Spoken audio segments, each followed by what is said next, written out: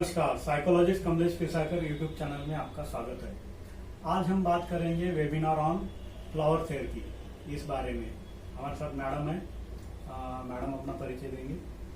नमस्ते, मेरा नाम सोनाली गवारगुर है और मैं करीब 20 साल से काउंसलिंग फील्ड में हूँ और साथ ही साथ मैं फ्लावर थेरेपी पे मैं काम कर रही हूँ। ओशन ब्रेन ट्रेनिंग सेंटर की तरफ से अलग अलग वर्कशॉप होते हैं, जिसमें साइकोथेरेपी है, सेक्स थेरेपी है, aptitude testing and career counselling है, आईक्यू टेस्टिंग है। अलग अलग साइकोमेट्रिक टेस्ट के ऊपर वर्कशॉप किए जाते हैं, अलग अलग थेरेपी के ऊपर वर्कशॉप किए जाते हैं। आने वाले दिनों में हम फ्लावर थेरेपी के ऊपर वर्कशॉप करने जा रहे हैं और कोविड-19 की वजह से इसको अब अभी वेबिनार, ऑनलाइन वेबिनार रहेगा। तो इस बारे में आज के जो हमारे आने वाले ट्रेनर रहेंगे उनसे हम बात कर रहे हैं कि what is flower therapy. Flower therapy मतलब क्या है? फ्लावर थेरेपी ये जो है इसे पुष्पौषधि भी कहते हैं, जो फूलों से बनाई गई है। इसका इन्वेंशन जो है डॉक्टर एडवर्ड बैच जो जर्मनी के थे उन्होंने किया है।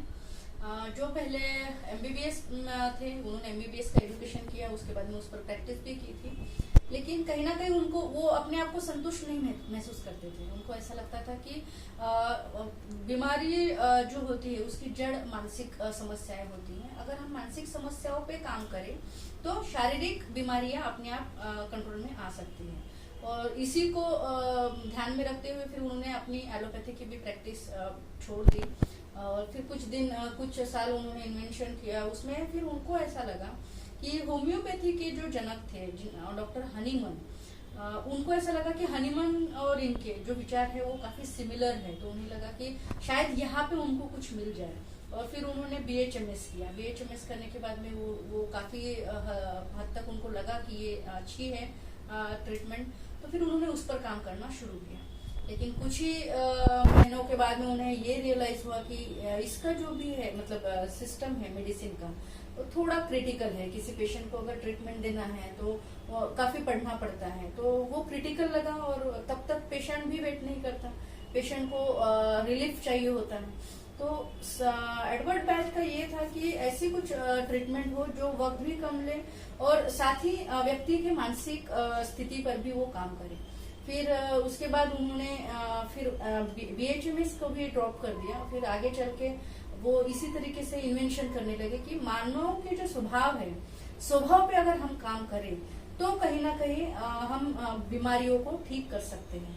और इसमें उन्हें ऐसा लगा कि शायद कुदरत के पास ऐसा कुछ हो जो मानवीय स्वभाव पे काम कर सकता है।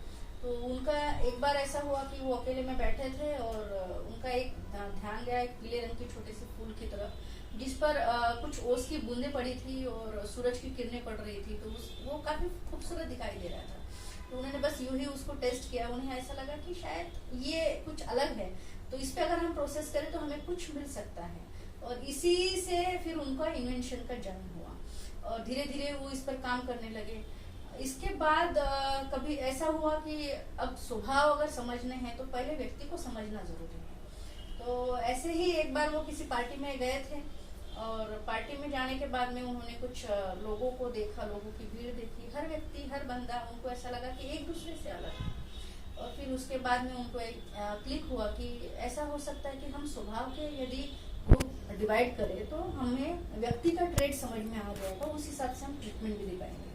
और फिर उन्होंने फूलों के साथ काम करना शुरू किया और करीब 38 फूलों पे उन्होंने काम किया है, जो कि व्यक्ति के स्वभाव पे बहुत कारगर साबित हुई है।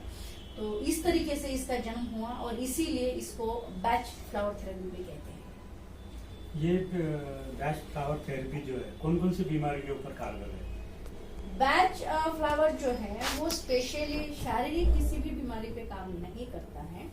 जैसे मैंने आपको शुरुआत में ही बताया कि शारीरिक बीमारियां जो होती है वो मानसिक समस्याओं की वजह से ही उत्पन्न होती है। तो उनका था कि पहले मानसिक समस्याओं पे हम काम करें, पहले मानसिक बीमारियां जो होती है उसको हम समझें। अगर उसको समझते हैं तो शारीरिक बीमारी को हम कंट्रोल कर सकते हैं।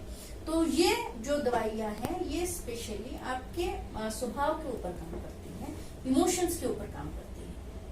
कौन कौन ये फ्लावर थेरेपी सीख सकता है, ये वेबिनार अटेंड कर सकता है? ये वेबिनार हर वो व्यक्ति अटेंड कर सकता है जिसे ये लगता है कि उनके स्वभाव में कुछ निगेटिविटी भरी है या कुछ ऐसे गुण हैं, ऐसे निगेटिव गुण हैं जो कि उनके स्वभाव को अफेक्ट कर रहे हैं, जिसकी वजह से उनकी पर्सनल लाइफ या सोशल लाइफ कहीं ना कहीं अफेक्ट हो रही है, परिणाम हो रहा है।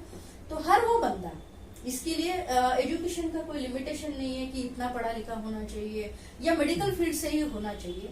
हर वो बंदा जिसे लगता है कि अपने स्वभाव के कुछ गुणों को उनको कम करना है या उस पर काम करना है, हर वो बंदा ये ट्रेनिंग ले सकता है। बहुत बढ़िया है। मतलब ये वेबिनार करके कोई प्रैक्टिस भी कर सकता है क्या?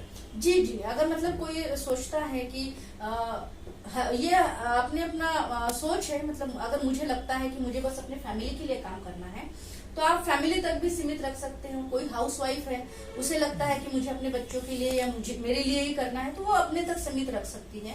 या जो काउंसलर्स है या बाकी फील्ड के हैं जिन्हें ऐसा लगता है कि मुझे खुद के साथ लोगों को भी मदद करनी है और मुझे प्रैक्टिस करनी है, तो वो लोग भी इसकी प्रैक्टिस कर सकते हैं। बहुत बढ़िया। यह वेबिनार 7 से 1 हफ्ते का रहेगा, 7 से 8 दिन का। तो आप नीचे दिए हुए लिंक पे जाके इस व्हाट्सएप ग्रुप में आप ज्वाइन हो सकते हैं। कोई आपका सवाल है तो आप कमेंट में लिख सकते हैं।